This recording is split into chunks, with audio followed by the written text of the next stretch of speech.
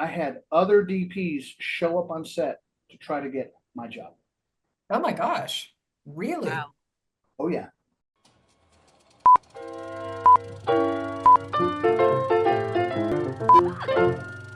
Not have an SD card. Rip. Tragic. Welcome back to episode 9 of the Hags Podcast. And we have another very special guest this week. He has supported us so much throughout our journey. Oh gosh, yes. It is such an honor to have him. He is Bill Schweikert. He is a director of photography. You can see a lot of his work on the Outdoor Channel, and he's done countless films. Countless films. Hello, thank you for having me. He's got a roster. Oh yeah. We'll link the roster underneath the IMDb, the full page. Yeah, IMDb, so that's the best source for my stuff. 26, Yeah, that's where you can show films. off. Yeah. Yeah, I can show off, yeah. Yeah. All the films, most of them I'm proud of. Yeah.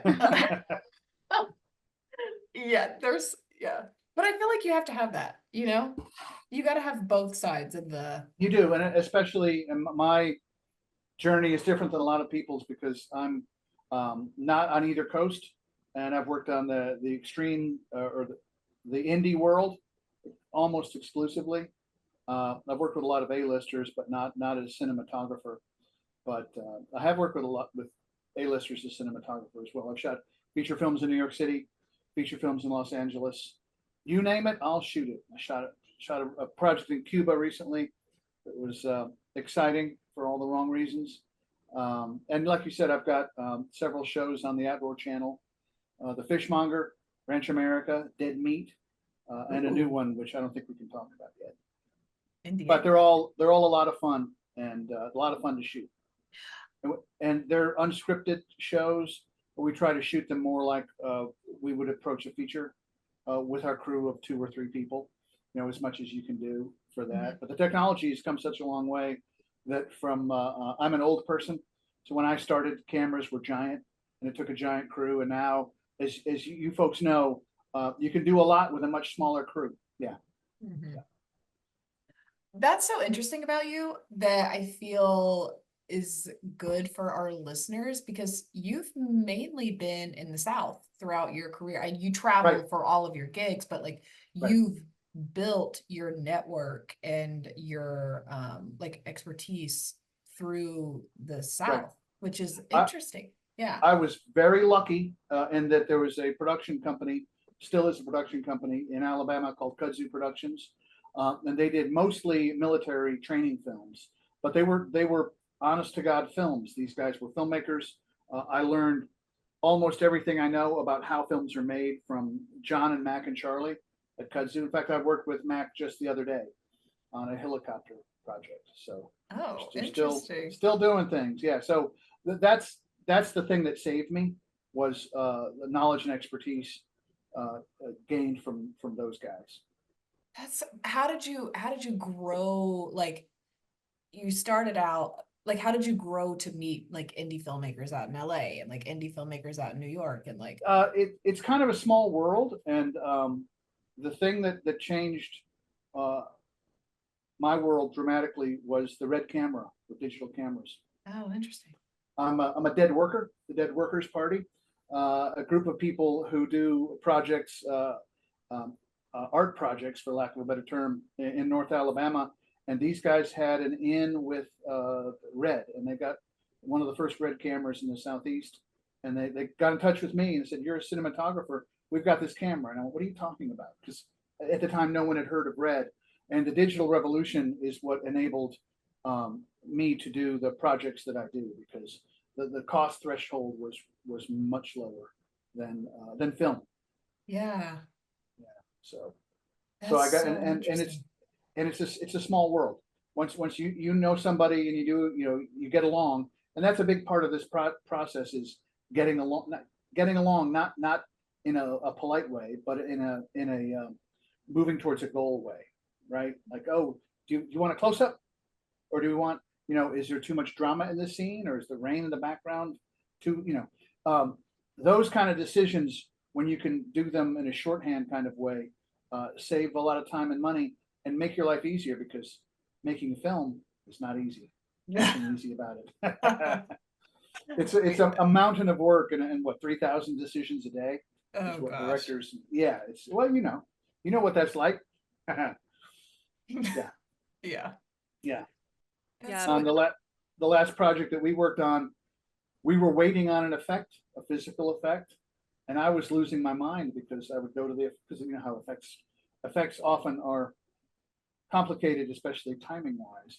Yeah. And I would go to the person that was helping the effects person and say, "Hey, how are you helping the effects person?" "Oh yeah." And the second time I went to them, and they were at Crafty, and I went, "Look, I don't care what you have to do. I don't care. Go help that person, even if it's playing a ukulele in the background while they're working. Don't help that person get the thing done, because everything hinges upon, everything has to happen at once in filmmaking." And we were doing really ambitious physical effects at a budget level that was like that. So it all worked, as you saw. It worked really well, but if you get along, it makes all those things easier. Mhm. Yeah. Yeah, and I've worked with Lou Simon, who's a really interesting filmmaker. Does horror films, and I've shot 2 of them for her. And I got the gig because an actor I know in Atlanta, she was talking to him at some place, and said, "My DP just dropped out." And she went, "Call Bill, he might be available." And she did, and made 2 films together. That's how that happens. Good old American know who. That's like knowing, building your circle, and like working with people that Yep. are competent and hardworking. You never forget them. Like, No. never. We will continue to work with those people. I mean, that's Yeah. why we've kind of like latched onto you, but I appreciate that. But yeah, and as you say, it's pretty obvious when you work with a person what their attitude is about the work, right? You don't want to kill anybody, but you want them to be engaged and focused on getting the thing done, doing what, as a friend of mine said, there's one job on set, making a good movie. And of course, if you're the greensman, you can't help with welding, and if you're the sound person, you can't help move a 12K. We all know that, but the mindset should be, what can we all do to help a project? I was shooting a project in Alabama a couple of years ago, a feature, and we were upstairs at an old warehouse, and the windows needed to be painted out. And the art department person was over there with a paintbrush, and we were waiting on that, and there was other stuff going on, but I went over to help her, and she said, "What are you doing?" And I said, "Helping paint the windows, because that's what needs to be done right now. I can't do anything until these windows are done. So do what needs to be done to make the thing happen." yeah, there's so many people that are on projects that don't care about it, and like that attitude reverberates. Right. And here's the thing: it's a balancing act. It's like your passion project is your passion project. Mine is mine. But so I'm going to do what I can do to help your project. I'm not going to kill myself, and vice versa. But be engaged. Be the person that's helping do the thing, and that's how you get hired again. It's because the attitude makes all the difference in the world to me. But then I'm old. Maybe that's an old attitude. We feel the same way. We talk about it, and we know who we will and won't work with moving forward. Yeah. And that's like I said. That's why I before I knew who you gals really were, because I'd only worked with you as actresses, right? Because I've worked with so many people that have an idea, and have a notion that there's magical thinking that makes the thing happen. It's like, no. It's 99, as I told you guys, it's 99% logistics, and then you can make some magic. But until everything else happens, you got nothing. Until that guy gets ready with that physical effect, we don't have an alien baby. Right, Em? Yeah. So, it's all got to happen. And Cory Mckee, I'm a terrible name dropper. I like to drop names of people that I like. Cory Drop Mckee them here. This is the place. Is an amazing filmmaker out of New York City. If you've not seen The American Astronaut, it's one of the most amazing movies I've ever seen. And I was lucky enough to work with him on a couple of projects. And he is of the mindset, he doesn't ever want to hurt anybody's feelings on set, which I understand, especially if people are volunteering or nearly volunteering, or even if they're being paid full rate. There's no point in being rude. But he's of the mindset that he never wants to hurt anybody's feeling, which is very interesting. But he's also one of those people that everybody that works for him is their throttle is at 100% because it's Cory Mckee. If you've ever seen any of his movies, you'll understand. They're remarkable. I just added that to my list. Yeah, Stingray. He's done Stingray Sam and The American Astronaut, and the one that I shot is called Deep Astronomy, and Deep Astronomy is free on YouTube. American Astronaut's hard to find sometimes, but it's a space cowboy musical. Oh, Ooh, Yeah, space cowboy that's fun. musicals usually aren't good, but this one's kind of amazing. when did you realize you wanted to work in films? Like, Sophomore in college, and a feature film came through town. What Waits Below, I think, was the release title. The working title was Secret of the Phantom Caverns, and I'd never imagined working on a film.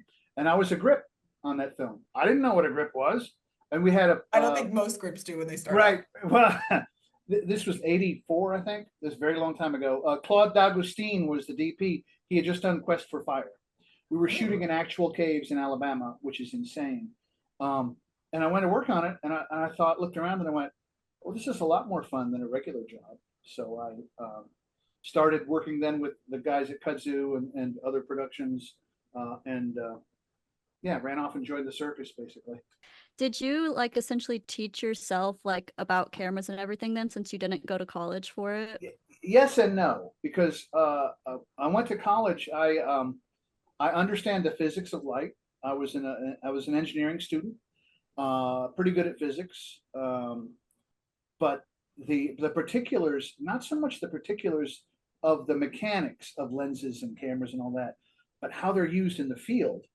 I learned that from the guys at Kudzu and other production companies that I worked on the job training. Before there was YouTube, no cell phones, no internet. We got a call sheet the day before for the next that had the directions of how to get to where you had to go and phone numbers if you needed to go to the hospital, because there were no cell phones, there was no internet. But if you wanted to learn camera, you worked with the camera department. You want to learn sound, work with the sound department. So the nice thing about being in a small market in North Alabama and working with a small production company is, I was fascinated by the machinery, by Nagras, by Aries, by the audio recorders, by the cameras, and the lenses. The lights didn't fascinate me that much at first, but that's what I ended up doing. Tim Bennett was a gaffer from Atlanta that taught me a lot about how all that works, and also studying art, studying painting. I grew up reading comic books, not knowing that was preparing me for a life of seeing things in a frame and lighting things, in a way that they had a certain look to them. So all of that was basically an on-the-job training versus going to film school, because in the 80s there was New York City and there was LA. And if you didn't have a lot of money, you didn't go to those film schools. And also, they were largely training people to be directors. At the time, I had absolutely no desire in directing. So I learned the trade of filmmaking on the job, and then shot a lot of video as well, which I'm so glad we're digital now. oh my gosh, Me too. Thumbs down. it's already hard. I can't imagine developing film and trying Oh, to. we were joking about that the other day on that helicopter shoot, because I'd worked with all these guys for 40 years. And one of the guys said, if this was film, how many people would there be? I said, about 3 more, and about 500 pounds more of cases. And film is the last film shoot I did was in Europe. It was an advertising project, and we shot it on my old ARRI camera, which I still have. And we did it for financial reasons. It was cheaper to bring the small, inexpensive film camera to Europe than the big $50,000 video camera. So it was a bizarre reason, but it's all about time and money. And Yes. so we and there was no sound, so we did that. But I bet it looks so good. I love the way, I Mhm. mean, I know it's not practical, but film Right, but cameras are it's just, I was just talking to Kyle Sullivan earlier today about we use Sony cameras on the TV shows, but my preference is to use a Blackmagic or Red. But all the cameras look good, but now it's so funny to see people using vintage style lenses like the do lenses that we use, Mhm. and then a dehancer and all these apps to make digital look more like film, because film, nothing looks like film. And we had over 100 years of viewing film in a theater, which is a very different thing than watching it in your house. So it's nice to have a standard to aim for. I got to work with Ferguson, Graham Ferguson, the guy that invented IMAX. He came to Oh. town and we shot, yeah. And he told us all about the process. We were just like, what? that's he was so cool. a Canadian filmmaker that wanted to make 360 degree, and he got patents from all over the world, because an IMAX sheet of film it's huge. Yeah. It's huge. But he developed that system, and I got to work with him. And that wouldn't have happened if I was in a bigger market. Yeah. Because a bigger market, oh, you got to get the AC that's higher up on the list or whatever. So working in a small market has advantages in that way. You get to learn more about different things, and especially with staying busy. You learn things from crews. Everybody's got a slightly different way of doing a thing, and a more interesting way of doing a thing. I was just on a shoot in Washington D.C. The producer who I worked with before, his end client was an interview, so we had a static camera on the young lady, and they wanted a camera that moved back and forth. And he said, "Can you bring your Dana dolly?" And I said, "Yes, but I can do. What about I can bring a new motorized slider that's 3 feet long, and as it moves, it pans so that the person in the shot stays in the middle."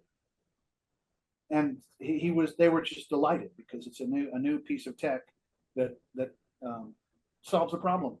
Yeah. So Because the Dana dolly is huge. huge, and the Dana so- dolly is nothing compared to a Fisher 10 and track. Yeah. So yeah, everything's gotten an order of magnitude smaller.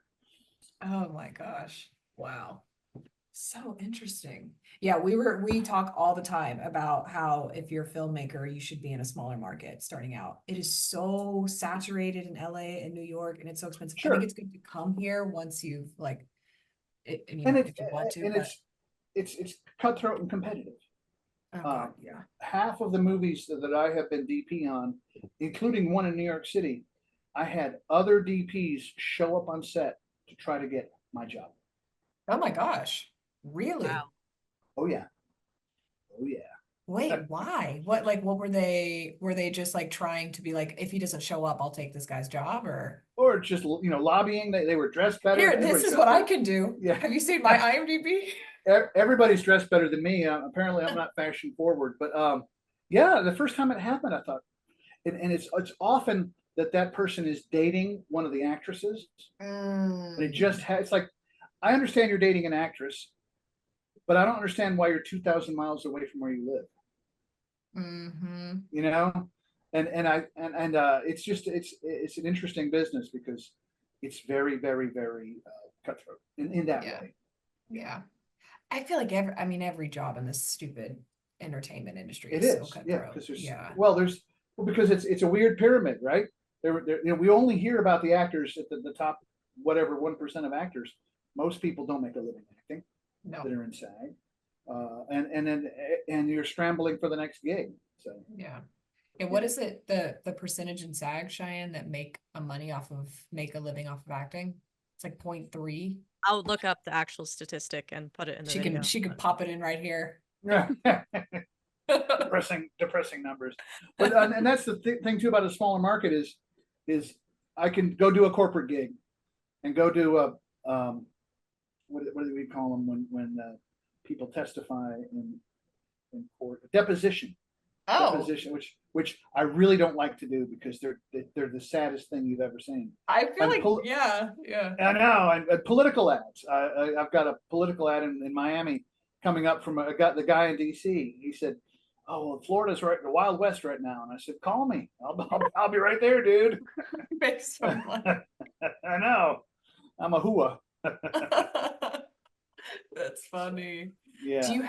Do you have a favorite project you've worked on throughout your 40, 50 years No, of well, doing there are so many of them. I tell you what was a favorite moment that Okay. I was literally at a loss for words when you guys presented me with the script for Alien Exorcist that had the signatures on it. I thought I was going to sign it and give it to the director, and then it was like, oh no, wait, dummy, that's for you. And I was just, that was so nice because Mhm. that had never happened to me before, and it was just like, oh wow, I guess nobody's mad at me. Oh, that's so That was sweet. that was because I saw it the other day in my computer case, and I remember thinking that oh, here's the script to sign it to give it to the person. And no, Mhm. that's for you. So that was really nice, and so It that's was why a great shoot. It was good- like well, really laid back. Like it was was a laid really back. good Yeah. shoot. Yeah. The days food was were good. Yeah. food was great. Days were less than 12 hours, and Joey Watson at UAH had a huge part to do with that with the us having to think about it, the loading dock, the green room. I Mhm. mean, Yeah, if it we was didn't have ideal. that, it would have been, yeah. And then the Jim and Terry Cavender with the set with the set where M was got to show off her Oh yeah, that was so acrobatic. good. I mean, Yeah. because our set builder person was in there for 2 months building Mhm. that set because it's the whole time and money thing. It's like, well, we can either build it fast or and everybody knew everybody. My first music video was for his band some years ago. What was So the it's like band? that, it was called The Jungle. Okay. It was AM pop jazz without vocals. They were Ooh. all amazing musicians, but they never went very far. But because they have known me for a long time, they gave Tim a key to the studio, so you go down there and work whenever he wanted. Because engineering that bed was, it didn't work till the night before. It wasn't Wow. working. And we're like, what? I didn't want to say anything. It's not working. But Tim We'll Tim figure it knows out. what he's doing. He figured it out. Figured Yeah. it out. So yeah. Yeah, Tim and Stephanie Pierce, right? Right. Yeah. And Yeah. Stephanie just graduated from SCAD. Yeah. With a degree in art for film. So she's So talented. talented kid. Yeah. But and that's the kind of thing that is super helpful when you're trying to make a thing happen. So, Yeah. I So feel like so that's I was gonna say that's a great project because it's like a culmination of like all of your hard work and all of your relationships that you've built over your it is, career and span. it's a little bit accidental. And that's what I was Yeah. talking to Aaron and Jim and Kyle about the rest of the script. And in fact, we talk about the ideas while we're on the road with Fishmonger and Ranch America. It's like, oh, what if this happened? What if that happened? Well, who's the real bad? And I'm trying to get Cory Mckee involved Ooh. with the music and maybe the acting for the rest of it. So yeah, so we're gonna build on the characters and get you guys back to play parts because I don't want to give anything away, but Oh, I wanna I it's cannot gonna be a wait. lot of it's gonna be a lot of fun. Yeah, Do you know when you'll shoot it? Just curious. I don't Okay. I'm not even gonna think about it until we get the script done. That's But fair. the earliest would be late this year. Okay. But yeah, we're gonna have the alien is torturing humans with pop culture engagements like the scene from The Exorcist, testifying to Congress, the hermit scene from Young Frankenstein. Mhm. Dan's going to be the hermit, and Sam is going to be the monster. And then we're going to have, I believe, a Hollywood Squares segment because we've got a friend who does an amazing Black Charles Nelson Riley. We're going to have a bunch of those people playing famous folks from Hollywood Squares from the 70s and 80s. Hopefully Jay will let us build a one level set and then we'll put it together digitally. That's so cool. Because the Jay's studio will be ready, right? Yeah. It's this close to being ready right now. Yeah. We'll be back in October, potentially. Maybe Cheyenne. Maybe. All Okay. depends. Everything's up in the air for us. But yeah, we're Gotcha. gonna go look at the Jay's soundstage. I'm so interested to see. Oh, yeah, Yeah, yeah. And Jay is all about the process. So, I Yeah, know. just yeah. for the listeners, Jay Spencer has built and is almost completed a soundstage in Huntsville called Studio Huntsville. Hmm. And I know he's a big advocate for filmmaking in the South. And like he goes and he tries to get incentives in Alabama for filmmakers. And he's like very active Yeah. in the filmmaking space in Alabama. So shout out to Jay. So Hmm. And he's Yeah. also the one who shot our podcast photos, our lovely Yes. cover photo that you all see every Oh, time. nice. yes, he Yeah. did. Go, Jay. Yeah, he came through. Coach, he did come through because we were struggling. Yeah. It's an understatement. Yeah, that is an understatement. Yeah. Yeah. I have a random question just about like shooting Sure. on film and everything. Have Yeah. you ever like had to edit the film like back when you had to shoot on that? I've never edited film on a Steenbeck, on a flatbed. We always digitized the film to video and then edited the video. Oh, But the process, fascinating. the process of color grading the film is amazing because that's as should be done with all productions, digital productions. Color grading is an astonishing process and a necessary process in the image capture chain. But it was kind of amazing to go to the lab and they put your film up and spin it through. I did a corporate film. I shot on 16. I shot a lot of 16.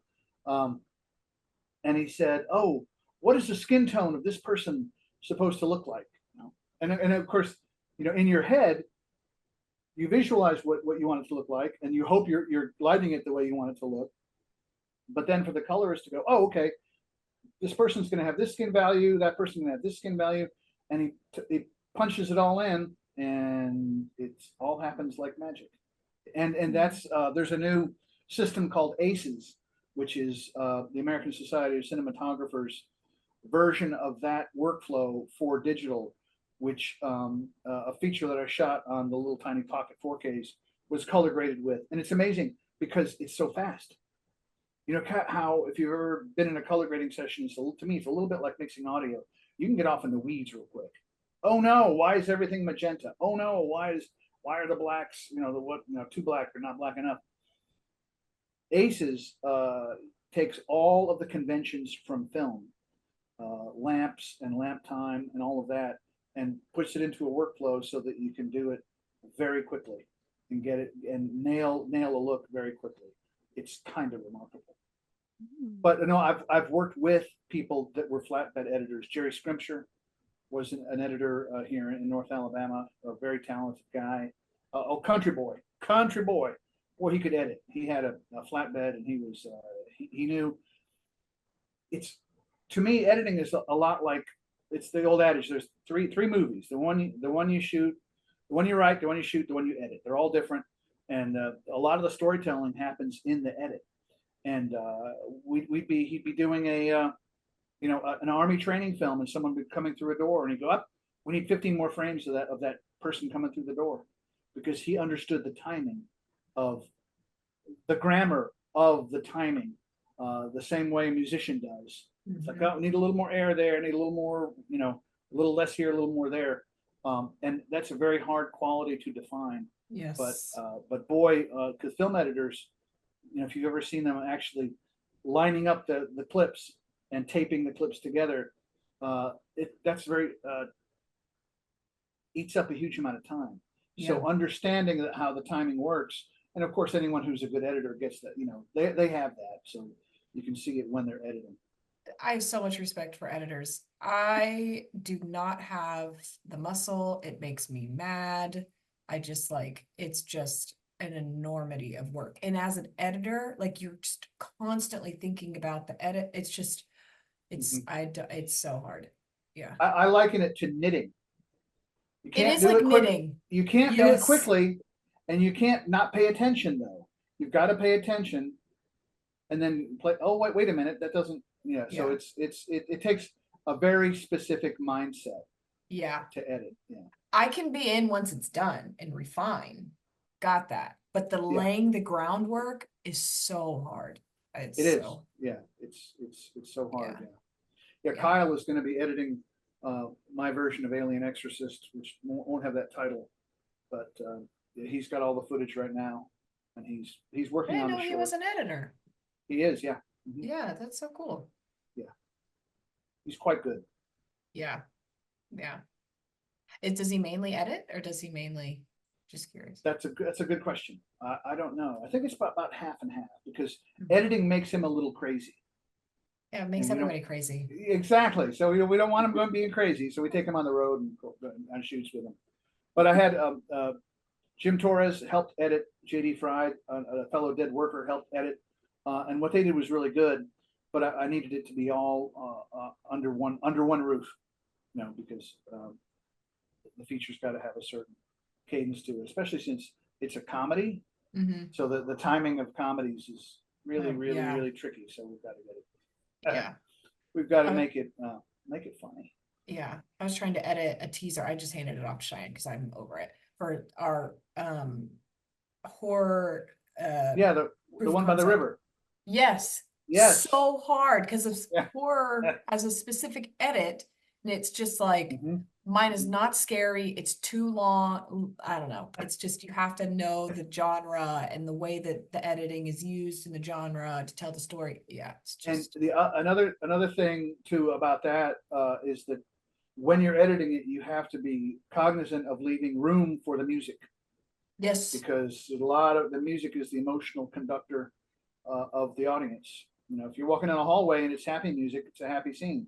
If it's scary, it's scary. So, and especially the project like yours, where there's, I would guess, a lot of mystery as to what's going on. Mhm. You've got to build that tension. And Yeah, that's so interesting. Yeah, music really, Yep. yeah, it adds so much to a scene. Yeah. And everything has to hit at the right beat. Jimmie, I Oh remember yeah, when we were editing Thanks for Coming, and I did that piece with the opening credit or something. Where Bill's comes, where it goes ding, and it Yeah, like his you were name flows up. so amazed. I was like, that's the point. I was like, whoa, that is so good. Yeah. It's like things I didn't notice. Because we edited that stupid film for 7 months. it was. And Yeah. Uh-huh. God, Yeah. Yeah. It's not a quick process. no, and honestly, 7 months felt fast. Like we were multiple times a week meeting up. Like it was it was a tremendous learning experience. it was really good for me because I understanding the edit and the things that you logistically need to do to set up for an edit, how to communicate what you want in an edit, like that whole experience was very eye-opening and helpful for me. Oh, yeah. Yeah. Do you have like up and coming people that want to become a cinematographer? Like what would be some tips that you would give them? Well, it's to me, it's like the Duplass brothers talk about going out on the weekend with your friends and shooting stuff. And the other thing too that's not obvious at first is I see a lot of people super fixated only on how it looks, and that of course is your job, but your job is to capture the story, not to make pretty pictures, and that's something that you have to learn. Conrad Hall was real big about that. It's like, where do you point the camera? He said, at the story. Sometimes that's not a pretty picture. I was helping UAH with their feature, and there was a scene where there were two cops in a car. One cop was eating a hamburger, and he was a crooked cop, and it was a big sloppy burger. And the kid, I was having the kids shoot it. The college students shoot it. And this guy framed it up and framed the hamburger almost out. And I said, is the hamburger part of the story? And he went, well, yeah, because it shows that he's a sloppy person. I went, it's not just him, it's him and the ham. So he framed it up so that it was the guy in the hamburger. And that's one of those things that's not obvious until you do it a lot.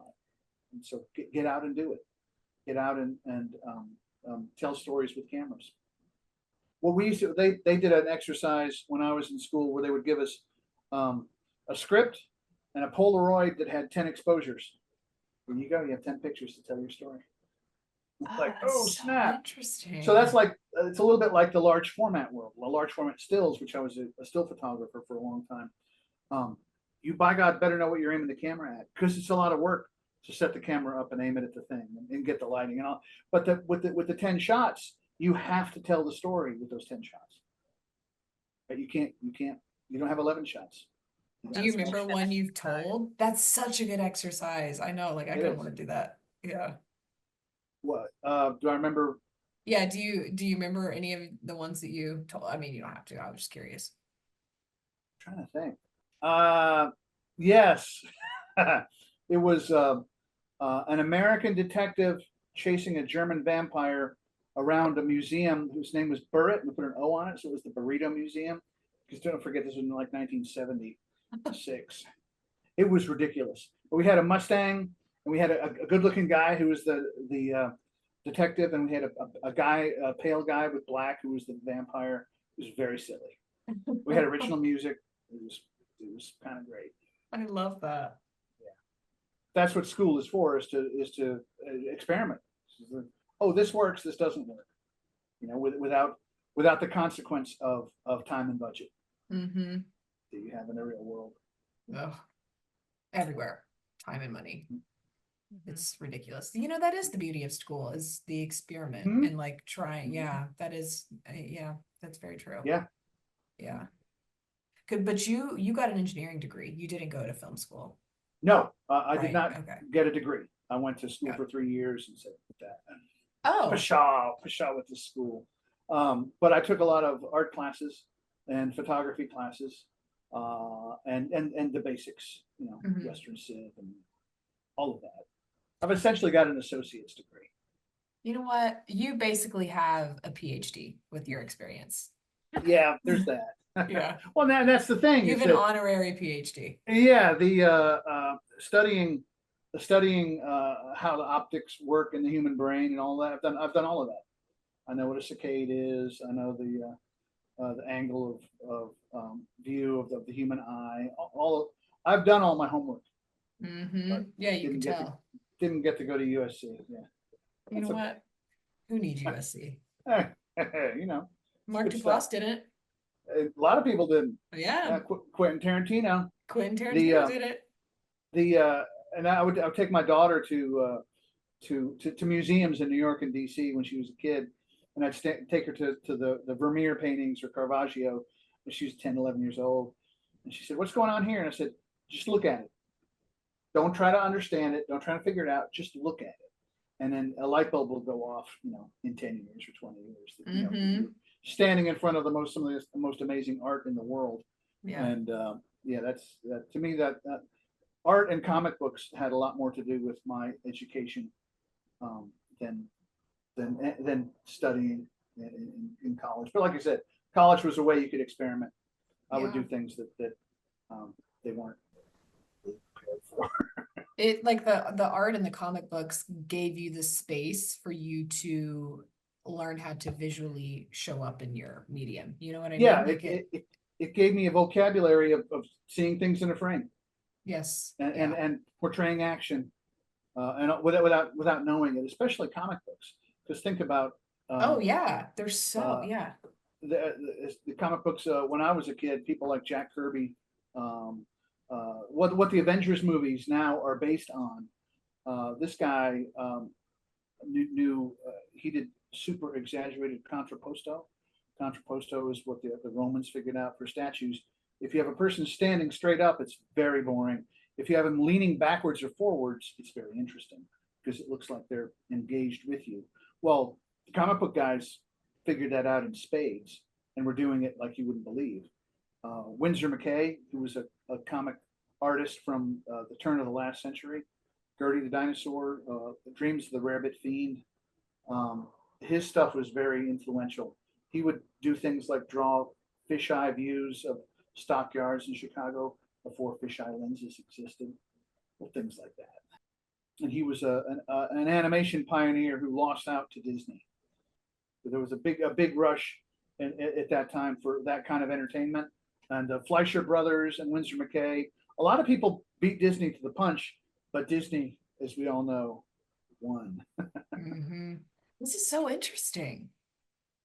Good stuff. Good stuff. He's a day away from my birthday. I'm 25th Right. and he's the 26th. He's There a you go. Libra. Okay. Sorry. So, what else? Didn't mean to derail. That's okay. So one of the things we admire about you is how you're willing to teach while on set. I've worked on big budget sets as a production Mhm. assistant, and there's no teaching, No. and you are No. not. You're just a number, and you're there to do your Yep. job and move out of the way. Where's my coffee? Exactly. Yeah. So Yes. when we worked with you on Thanks for Coming, it was amazing to see you being so generous with your knowledge. And And creativity, like helping us. Yeah. yeah. Oh, I have another thought about that. But Hag had no resume before Thanks for Coming, but you were Nothing. so willing to help and be such a large part of it. What is it that you look for in new filmmakers that you're willing to be so generous with your time and knowledge? Well, I guess that comes from mainly my dad, who was a very patient person, especially with me as a child. I always had a million questions, but listening. If if a person is willing to listen, because that's the old you never learned anything by talking. And since I've been doing this for a very long time and have learned an awful lot from a lot of very, very accomplished people, there's so many times in filmmaking, where it's like, oh, we're moving the camera now. Well, I can help move a camera and tell a story about why this light looks the way it does, right? Or why we're putting a light where we're putting it. And thank God you got that house with that crazy ceiling that enabled us Oh, to I know, right? to hang the lights where they needed to be. And so, especially if someone is starting out or is learning, it's like the more they know about what's going on, the better everything's going to be, right? And that's my understanding of how things are done, right? And my way of doing things. But I was trained by people that were very, very efficient. So, for example, when what was it, a toaster that got melted on the stove?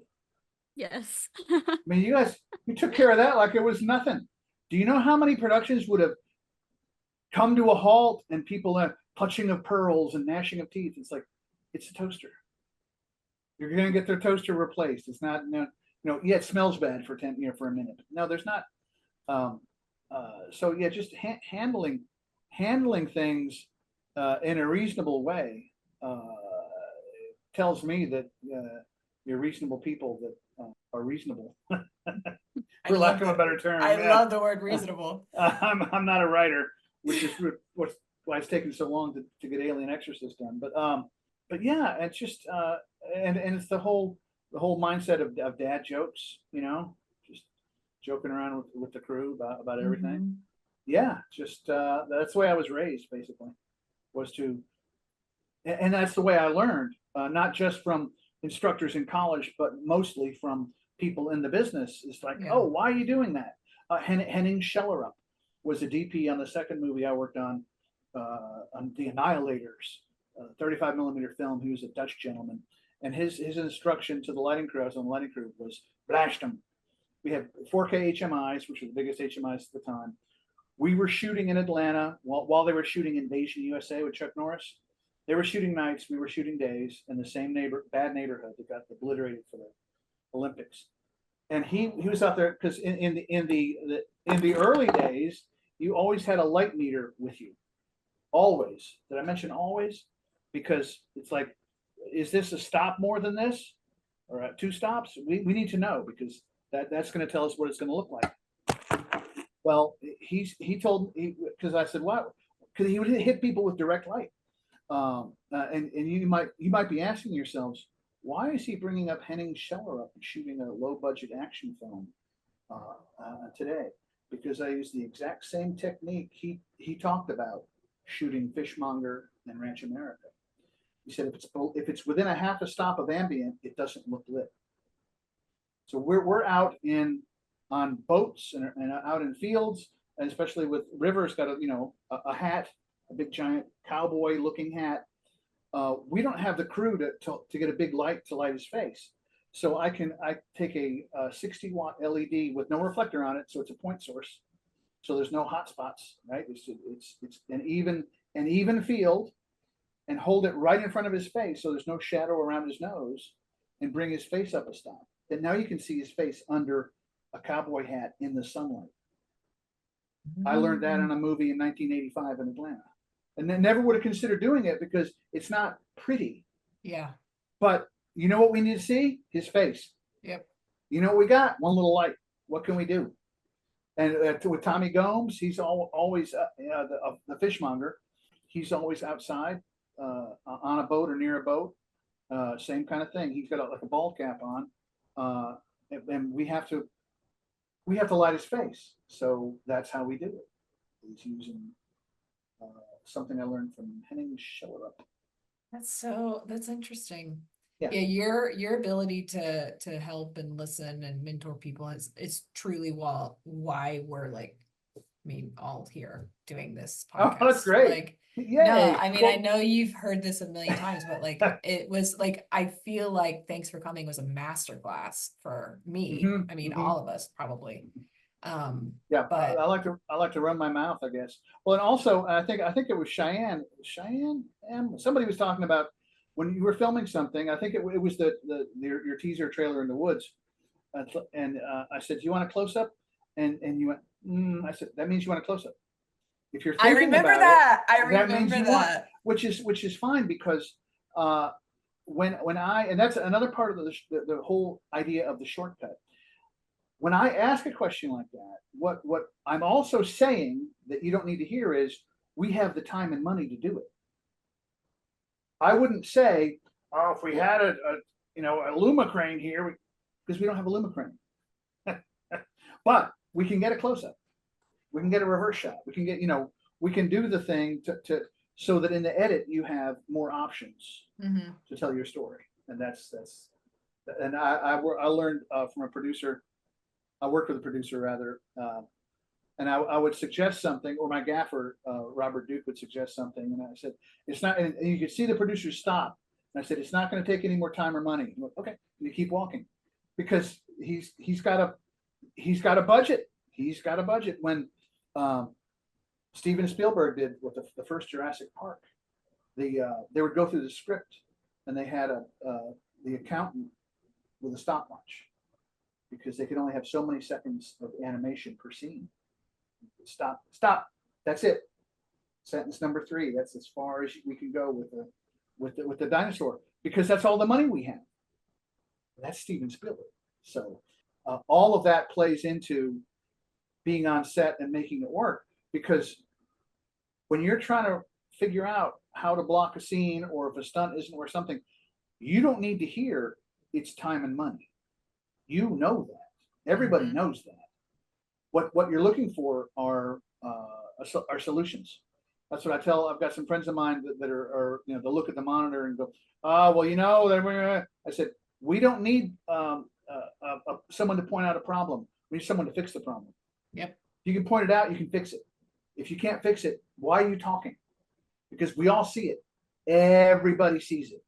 We all see it. Can we fix it? Yes. Yeah. If we can fix it, great. But if we can't, then pointing out a flaw is repetitive and not helpful. Yep. Everyone sees it. The amount of people in this industry, though, the small percentage of people that have the solution, that number is so small. Because, yes, and I think it's because and I see this a lot with people from the coasts. They feel like their job is pointing out, look, that thing's a little bit crooked in the background. Okay, wow, you're gonna walk over there and fix it, or are you gonna be and I see that a lot with when I work with ad agencies, which is kind of hilarious, because they'll spend an hour doing that, and that's fine. But is that what the important thing is, or is what it's a prioritizing thing, and I understand that people are trying to make their part of the show as best as it can be, but all too often they're criticizing without solving. Yep. Problem solvers, not problem creators. Yep. Excuse me. It drives me mad. I have Oh, a yeah. log of those people in my mind sorted on who I know can help me Yep. and who Yep. is, Yep. Who's going to help? I was on a shoot in Washington D.C. years ago. It was a big budget agency shoot, and there was a conference room where people were going to walk in around the wall and sit down at the table, and there were hours spent hanging artwork on the walls without any thought given to the fact that human beings were going to be walking through that scene. They were all hung 2 feet too low. When the people walked in, they were all, what's our end goal here? Are we filming paintings on the wall? Are we filming humans walking into a room? I was not the DP. I didn't have any say in that, but it was a bunch of people who didn't want to hear me talk about what I did or didn't know. that's when they've got to Knock yourself look at- out. Yeah. Yeah. You film it, go to the editing floor and see Yeah. what you think. Yeah. Right. See how that works. Yeah. Yeah, and I run into that a lot with indie folks, where, especially youngsters, where they want to do a very, very fancy camera move instead of coverage. And I said, okay, we can either do the one-er steady cam or coverage. I said, but you have to realize that if you do the one-er steady cam, that's all you have. You can't cut away, you can't speed it up, you can't do anything with it. So be very careful about how that's going to work in the edit, because not everybody, a lot of people get excited about flashy camera moves. Yep. And I don't. I love moving the camera, especially when it's motivated, but that's not any more or less exciting to me than capturing the scene. Sometimes the one scene, it takes away from the film. Yeah. Like it reminds me of Baz Luhrmann, where it's like It- quick, moving. Where it am has- I? Yeah, it's like I don't want to see a video game. I don't like Yeah. video games on my movie screen. The one shot in your trailer that I liked a lot was where 2 guys in black came up and grabbed somebody. Was That was Yeah. me. That's what I'm Yeah. editing. I remember I was looking at it going, it's just creepy. It was creepy and weird, but it was real effective. The camera didn't need to move for that. No, it's better that Yeah. it was there, Yeah. because it's like Yeah. the POV of like you're still Yep. shocked in horror. Yeah. Yeah. Yeah. That's the thing I'm editing. It's Oh, how very funny. creepy. Yeah. Emily's scream is Uh-huh. in my dreams. Oh yeah, I think they were dragging you out into the woods. Yeah. Ooh. Mhm. Yeah. Yeah. Acting was 10 out of 10 on that because the Uh-huh. scream was so good. It sounded like a bird It screeching. was like Banshee. Like I can't even Yeah. do it. Yeah. It's a lot of fun, and I really enjoy working on a crew, working with the team, having it all come together. Tim and Stephanie were worried about the paint on the wall and the Exorcist set because they chose a material that looked a little bit like old wallpaper, like the original movie did, but we didn't have the time or money to put wallpaper up. I thought it looked great.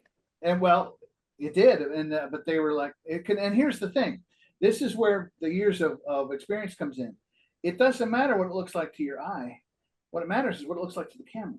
Yeah. And we fired up the fog machine, the haze machine, and it was like, oh, well, now it looks like. And Jimmie, you did a great job on the color of those lights. Oh, thank you. They look just like the movie. It's kind of weird because Kyle was commenting on it. He's like, that looks just. I said, that's supposed to look just like that's why we did it. So, yeah, so that's good stuff. Yeah, I cannot wait to see it. Yeah.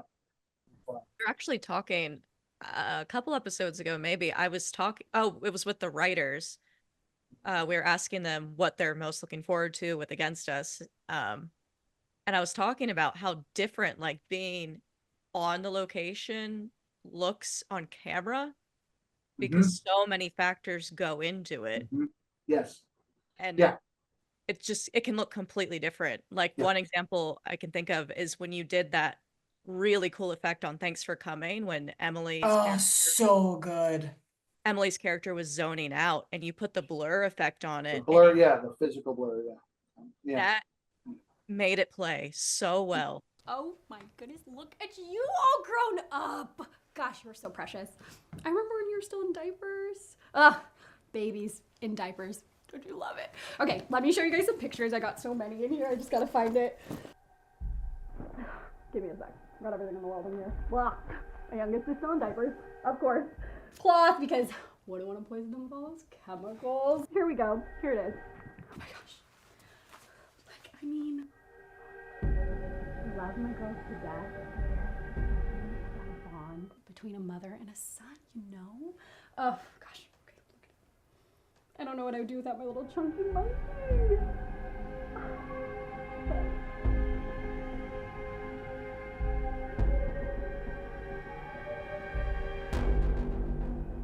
Because as they say in art school, all art is deception, right? We're not. That's what I tell people, and I've seen a lot of people tell people, and they go up and tap the screen. It's like that is not a person; those are glowing dots that represent a person.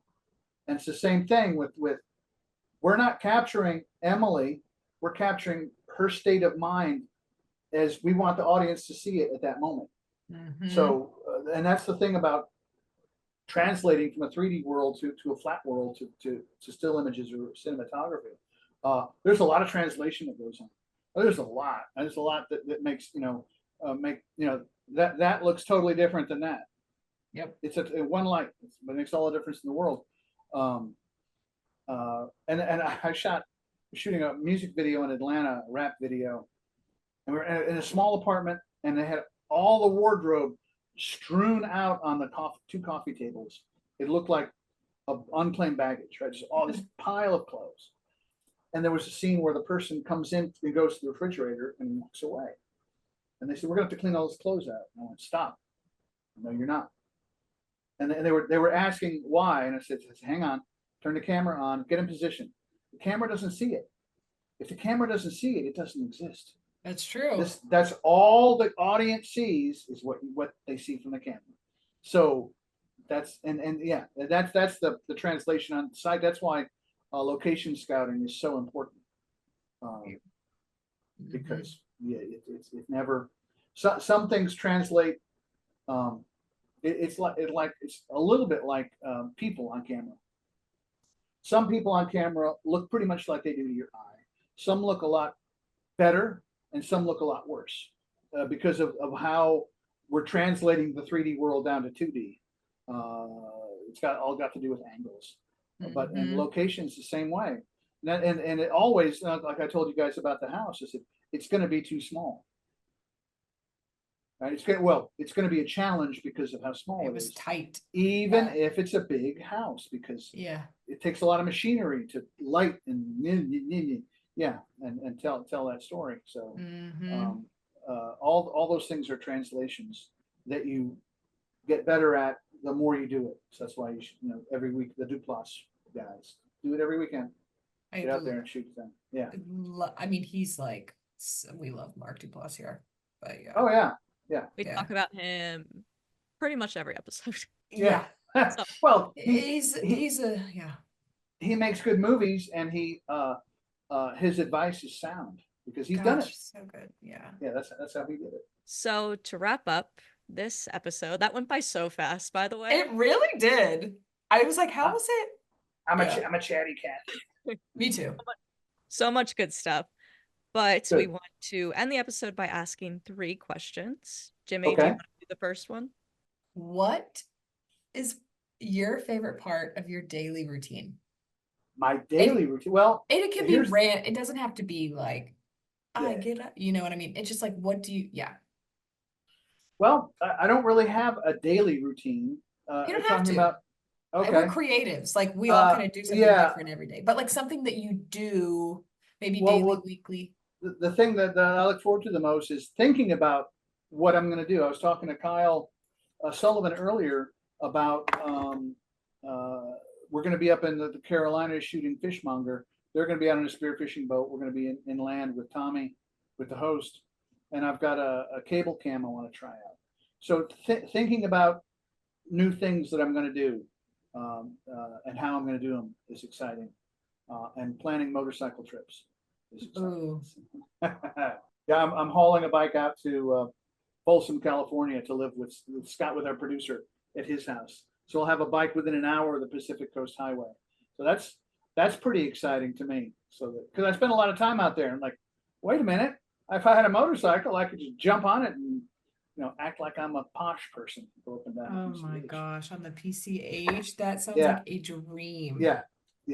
You gotta let me know when you're here. Okay, I will. Yeah, he's up in. But I'm out there. I was out there for 2 months last year. Wow. Yeah. What would you be doing if you weren't a DP? Oh my gosh, that's a crazy question. Interesting question. I know what I'd be. I'd be an engineer, like my sister. Like the thing I went to school for. Yeah, I love solving problems. That's why I like being on set. I get a kick out of solving problems. So yeah, I'd be engineering. You basically are engineering, but for stories in a way, visuals. But with art. Yeah. Because you either have the engineering brain or the art brain. I've got both. Mm-hmm. So I'm kind of what do they call it? Neurodivergent. Yeah, you're on the spectrum. I got the tism. So, but in an effective way. So do what you're good at until the judge tells you to stop. I got a lot of friends on the spectrum, so yeah, it's a lot of creatives out there. Mm-hmm. The last question is, what is the best piece of advice you've ever received? Oh, wow. That's a good one.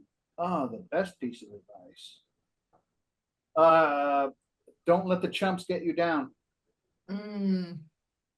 We feel that. That's really I feel that so hard, especially after the move and Right. Because, and then that's the thing that shoehorns into that is the easiest thing in the world to be is critical. Oh, that thing's crooked. Thanks. Well, so what? You gonna fix it? And it's like, oh, your film was too long or too short, or it was too dark or too bright or I didn't get it. Whatever. It's like all that. That's the easiest thing to say. The hard thing to do is to do the thing. Yes. So don't let and Duplass, I think, talks about that. That the first thing you're going to do is going to be terrible. Second thing is going to be less terrible. The third thing is going to be, well, think about it. I'm in my 60s and I'm directing my first feature film. So not that I didn't set out to be a director, but I've been around it for so long that, and that's what I tell indie directors and producers is I've seen what works and what doesn't work. So we can do it the way that I've seen work and I know works, or you can do whatever you want. I can shoot it upside down and out of focus if you want. The crew, like it. Yeah, the crew to director pipeline. I feel like the best person to go into that space is a DP. Like you work so close with the directors and the visuals, and you understand the story, and it just makes sense for you. And the actors. Because the actors, yes. I have been on sets where the actors come to me and go, "What's going on here?" And I go, "We're gonna get through this." and I did my background too. I did a lot of theater when I was young, a lot of theater. So I have a sense of what it takes to act in a thing. I've taken audition classes just so I put myself through the humiliating thing that is an audition. God. Oh yeah, because if the actor, and it's the whole Billy Wilder quote about effective, and I was telling somebody, Pete Owen, about this the other day. If you want me to be a guy serving a soda, I can do that effectively. Anything else, I'm not your guy. I can't do it. I'm not capable of it. But on the day, you have to get out of your actor something that's effective. in the Congress scene, there was a situation where a person was having trouble with their lines. And it's like, what do I do? You know, because you can't pivot so hard that, you know, as Cory, to make the person feel bad. Yep. As it turns out, it worked just fine in the edit. But I thought that we had a real problem on the day. And I tried all the bags of tricks. You did. Rewrite it, do the thing, because at the end of the day, that wasn't, I love the term showstopper. Is that going to stop the show? No. We could dub his voice. Really, we didn't have to. We could, but we didn't really need to, right? You could always cut to your character on the phone while he's making an announcement. It's not one of the key, and so that gets back to the problem solving, right? Because that's not, it impacted our momentum a little bit, but it didn't impact anybody else's performances. Yeah. So in the grand scheme of things, winning. That's Tiger true. blood. That's very true. Charlie Sheen. Yeah. Winning. Whose dad is really cool. His dad, I worked with him on a project, and he sat with the crew at lunch and told us Apocalypse Now stories. Interesting. That's so He didn't have to do that. It was super cool. Yeah. Usually, nobody wants to talk about it. Like their past. Yeah. But that was really cool. Yeah, that's really cool. Yeah. But yeah, don't let the chumps get you down. I love that. I feel like that's a great way to end this because, yeah, I'm not even going to go on my tangent, but. That'll be it for episode 9 of the Hags Podcast. Bill, this was absolutely amazing. I know all of your insight and wisdom will be so beneficial for everyone listening. Thank you so much for coming on. Emily, where can they find us? You can find us on Instagram at the Hags Podcast and on TikTok. And you can find us at Hag Productions on Instagram, Facebook, and TikTok. And Jimmie, where can they watch or listen? Spotify. Spotify is amazing. You can go to Spotify at the Hags Podcast. The Apple podcast is, we're right at the tunnel. I see the light. It's coming. It's going to be here. And it's going to be the Hags Podcast. Or you can go to YouTube and type in Hags Production. Nice. Well, thank you, ladies. Thanks for having me. I appreciate it. Yes, thank you. Thank you. What? We've said bye every time. Oh, we didn't say bye. Oh, sorry. Bye. Bye. Bye. She's like, you ruined this.